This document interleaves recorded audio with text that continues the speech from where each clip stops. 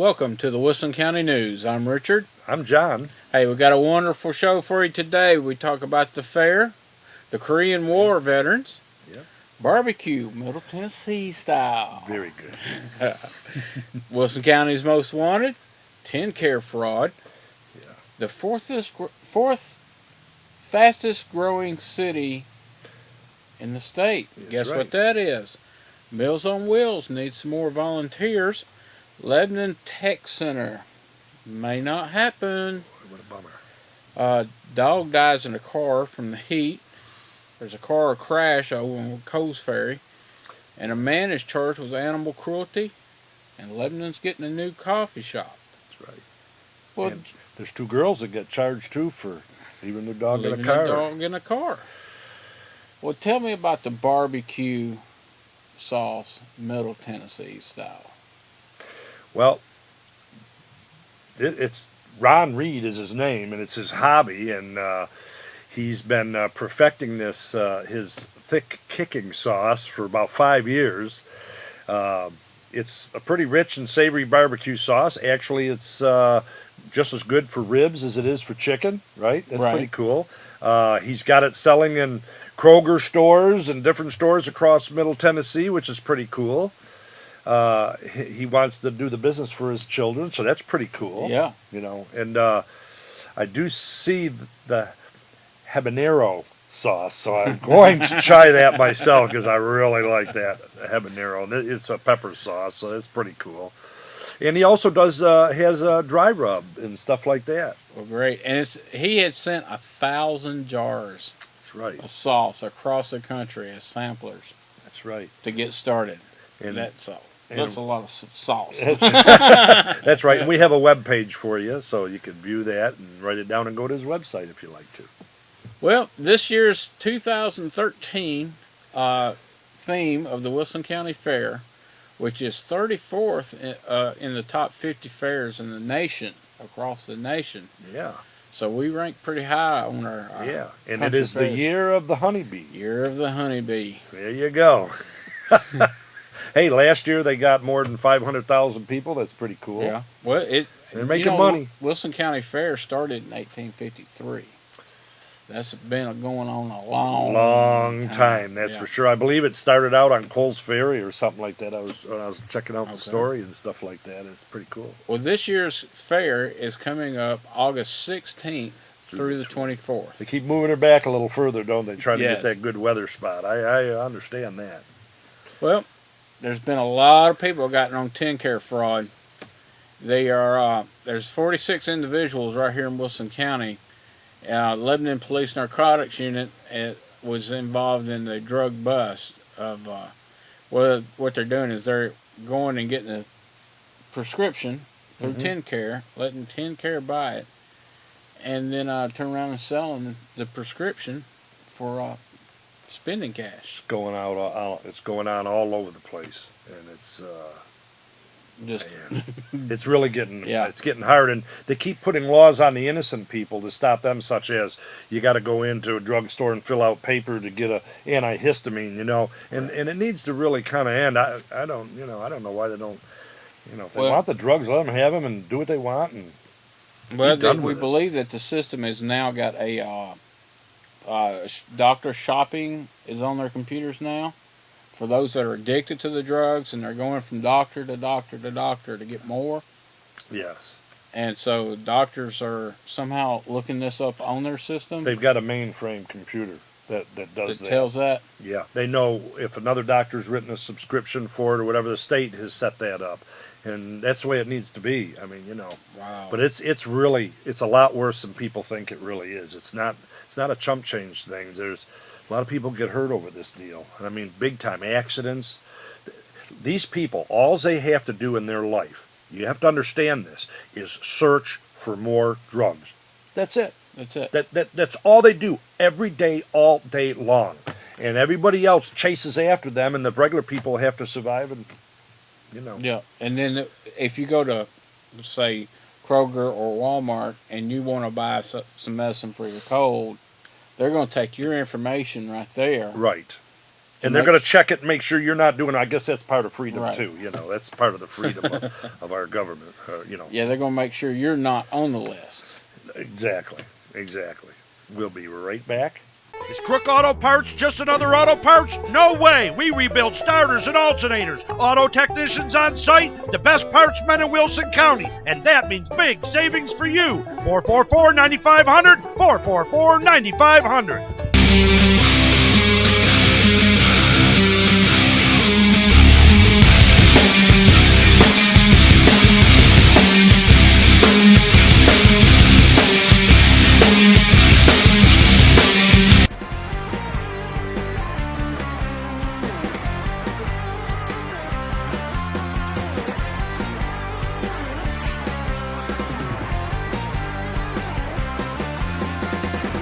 Let's face it, the economy is terrible. Here's a chance to make an extra $1,400 a month. Who couldn't use that?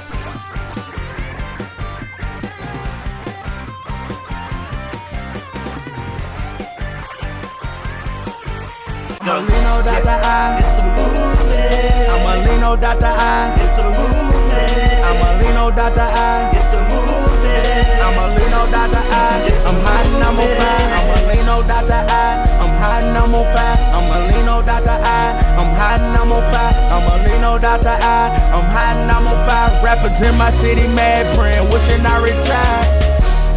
Cause it's the movement. I told y'all, Jonesy, Jersey. The City Cafe East is the best kept lunch secret in Nashville. If you're starving and want real home cooked food, this is the place. Folks, this is the best meat and three in Nashville. Chef George prepares mouth-watering specials every day. Choose from baked chicken, pork chops, turkey and dressing, and of course, the best roast beef anywhere. The City Cafe East, the best meat and three in town, is open Monday through Friday, 10 to 2:30 for your convenience. City Cafe East, 1455 Lebanon Pike at Spence Lane. The way cooking should be. This week's most wanted here in Wilson County is Mr. Richard Malcolm Smith. He's 5'7" tall, weighs approximately 180 pounds, and was last seen on Quarry Road and in MtJuliet. The warrants are for forgery, probation, rape violation, and 2 accounts of aggravated assault. If you know where this man is or you've seen him, please call the Wilson County Sheriff's Department. 444-1412. Extension 4440, right? Right. That's it. Yeah. All right. So guess what the fourth fastest growing city in Tennessee is? I wouldn't have believed it, actually. It's a lot going on right now. A lot going on, especially there. Well, it happens to be MtJuliet. And with all the construction, they're down at the Providence area, and from the Census Bureau of 2012, MtJuliet has 800 more people than Lebanon. It's not a huge difference, but they've got. Lebanon has 800 more. Lebanon has 800. Lebanon has 800. Lebanon has 800. We're that close. I mean, we're close. And yeah. Lebanon's a county seat, so that's interesting. Yeah, isn't and it? they've got that 5-lane highway done through MtJuliet now. And they're closer to Nashville, so Yes. people like to go there so they can get into Nashville a lot easier, without And Lebanon's growth rate for that same census, it was only 2%. Yeah. So, And we Lebanon's population was 27,710. Is that correct? right. Okay. Thought so. And that was over the 2010 census of 26,000. Yeah. So, And that was, that's almost 3 years ago now. that's right. So, I'm hoping they don't raise the property taxes to accommodate all this. They never go down hardly. I mean, I gotta shut my mouth because they did last year a little bit. But well, it's the same as the wheel tax. Remember that was supposed to be just for 5 years. Yeah. Yeah. Well, that hasn't went away either. Yeah. That's part of That's part of. Meals on Wheels are looking for volunteers That's right. to deliver meals in MtJuliet Yes. on Monday, Tuesday, Wednesday, and Fridays. Mhm. So they're leaving out Thursdays. So get a hold of them if you can Yeah. at 2034 North MtJuliet Road. And that's usually they start picking up meals about 9:30 a.m. We'll be back.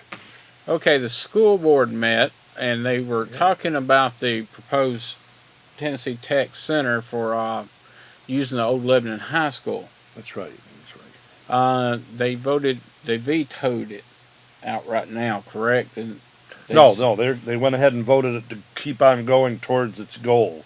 But there's a couple things that they really want to have met, and one of them is the main one is the liability to who's going to be responsible for the students that are there. And I can assure you that liability is probably up there quite substantially. I don't know what it is. I'll try to find that out. It's difficult getting information sometimes. Hartsville has this. Right. Red Boiling Springs has it. Right. Has a vocational school. I've been to a vocational school when I was a kid. Same here. Yeah, and there's nothing wrong with it. They're actually good if you want to learn. Yeah, and there are other counties that are wanting the same center. So Right. What they were telling about was that they had to be responsible for the students on the campus and undergoing yearly satisfactory reviews by the Board of Education. Right. And then meeting curriculum requirements. Right, and they actually put $1 million up front on this. Right. And that only is going to cover the first year. So That's it. I'm wondering where is the money really coming for this? I mean, Yeah, because technology center, even though it's a good education, it doesn't cost as much as a 4-year college or university. Right. And so that brings up the question, how are they paying for that? Yeah, money? who's paying for it? Exactly. Really, you know what I mean? It's got to be stopped somewhere. You got to, toe your line. Yes. We're in bad times out here in this country, and it's going to get worse. People feel it's getting better, and that's great. But in reality, when you're pumping millions of dollars into the economy every day, like the government is, Right. when they stop, that's when the fall will come. Right. And they're talking about it more and more now, so it's going to happen. Better get some gold and silver or something, and food. You're going to need it. Well, That's all I'm going to say.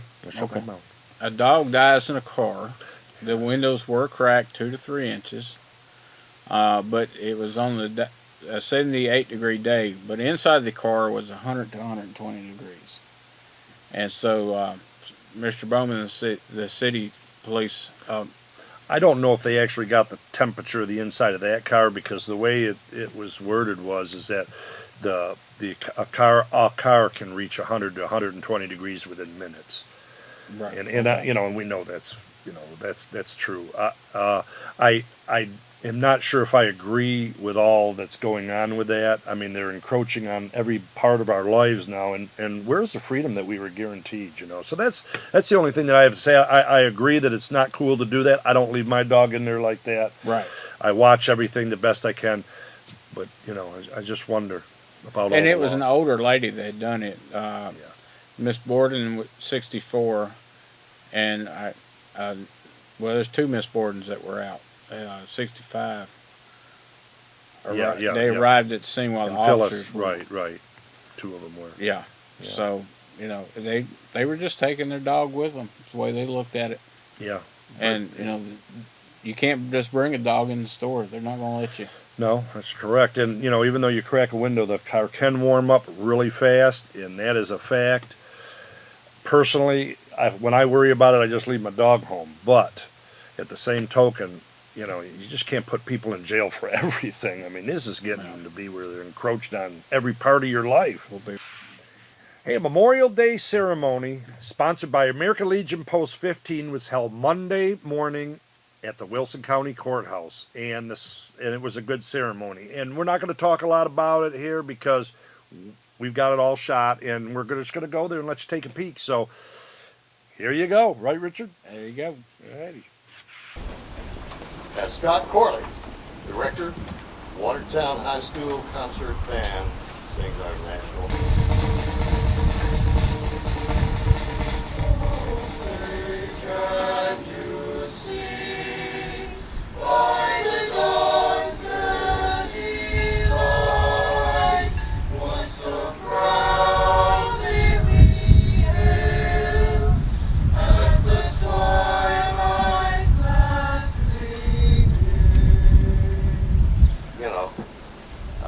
I can certainly sympathize with that. I haven't been to and I don't want to go to Korea.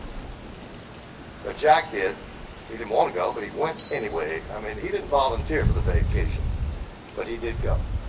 Jack, I hope you didn't leave me. Where are you? This is the 60th anniversary of the Korean War. Tell you a story. And what I say is every veteran out there today has his own story. He knows what he did. I don't. I only know my story. And I was put on board the General Meigs. The General Meigs had 5,000 men on it. I stayed on board on top till I saw the last lights of San Francisco. I pulled KP for 5 hours. I dumped trays in one can and I puked in another. I was sick. It was hot and crowded with 400 men, 50 men in my section. So much sickness. The floor was so slick you could hardly stand to walk. You slept in 4 bunks. The man on top of me was sick. I was on the bottom. He vomited every day. And I was sent to an island. It was a Japanese Naval Academy. And for advanced study in engineering. When I left that school, I knew how to blow bridges. But after 4 weeks, I was sent to Sasebo, Japan. And that night was so cold, I slept with, there was no heat in the tent. I didn't sleep all night. I was cold, almost frozen. We're going to ride a Japanese luxury island. That's what a smart-aleck sergeant said. It had rats on it, and it had floor mats. So we crossed the Sea of Japan. The next night, it was so rough, the ship wobbled all night long. They locked the doors, you couldn't go out, it was sleeting outside. And the next morning, overnight, we got into the harbor at Pusan. We were escorted in by Navy ships. I guess they were in to protect us there in the harbor.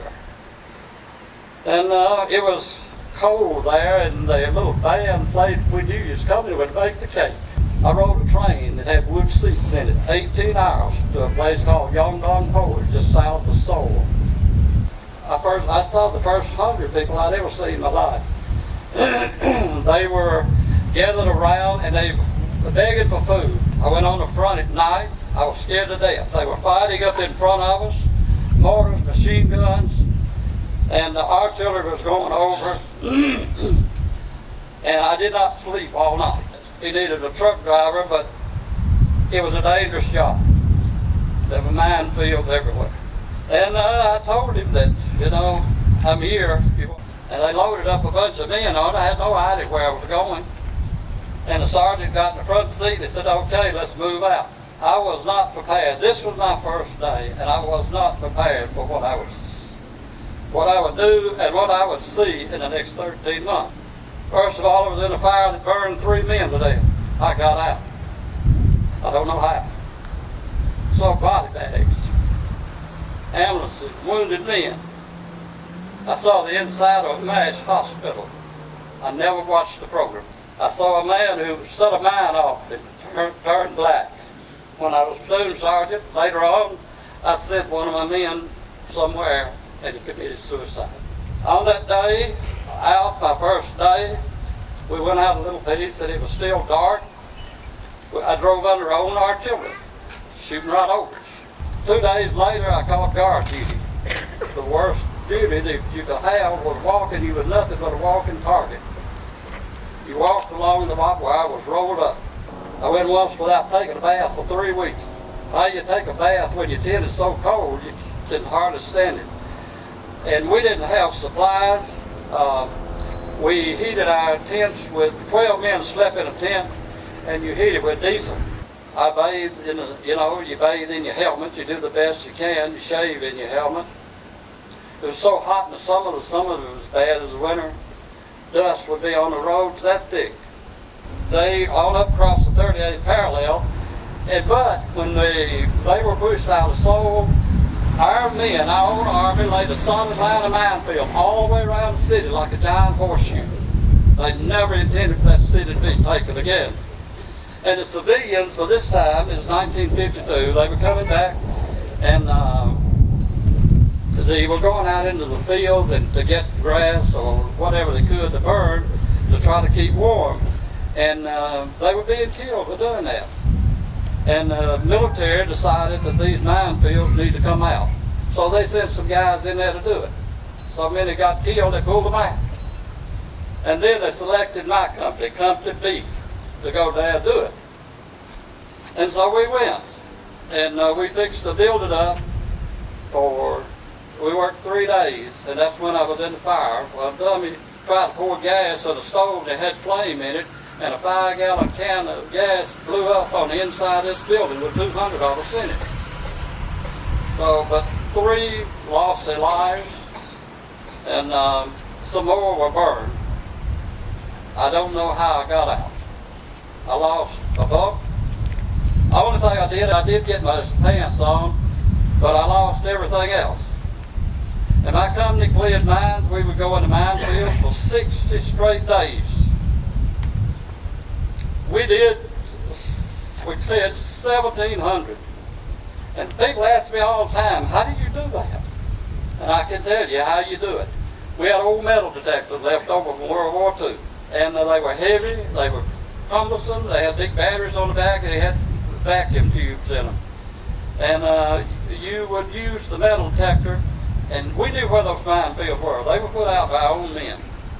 And some were bouncing beddings, the kind that jumps up 6 feet and goes off right beside your head. Then they had another one that weighed 9 pounds, and they buried them in the ground, and they had tripwires on them. So the way we got them, I had good training on it, but the people that actually went in the minefields that did this were selected. They were told to do it. One guy said he didn't know how to do it, they court-martialed him. But the way we did it, the guy would use the metal detector and he would sweep. While he did that, I crawled on his left side. I'm feeling for tripwires. There was a car crash over on Coles Ferry. One of the people was critically injured. There was also two passengers in the car. Miss Harris, 42, of MtJuliet, was airlifted by Life Flight. Boy, there's an expensive helicopter ride. My wife, it was $16,000. That's one you don't want to take. That's for sure. So that was over on Coles Ferry, right close to the city limits, is where that had happened. A man was pled guilty to charges of beating his puppy to death behind McDonald's. Yeah. That was in November or something, wasn't it? Or? Yes, down on South Cumberland. Wow. In the morning at that, on November 2nd. So. Man, live. Did he kill the dog? I guess he did. They said he had blood on his hands and legs and feet. Wow. Yeah. But there's a lot of mean people in the world. That's for sure. Yes. The other thing is there's a new coffee shop. Absolutely. Now the first one didn't quite make it. We'll see if this one makes it. This one is helping out the Salvation Army. We're going to go down and see about doing an interview with them. Right. And they're right on the corner, basically, of 231 South. And it's only going to be Friday and Saturday nights.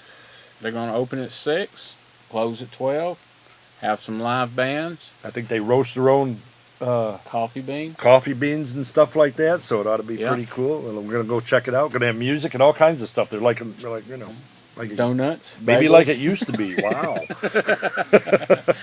Hey, it sounds like a lot of fun. So, and they're going to it's a nonprofit. All proceeds go to the Salvation Army. Yeah. So sounds good to me. I'm going to go down and at least check it out because it sounds like you get a good cup of coffee.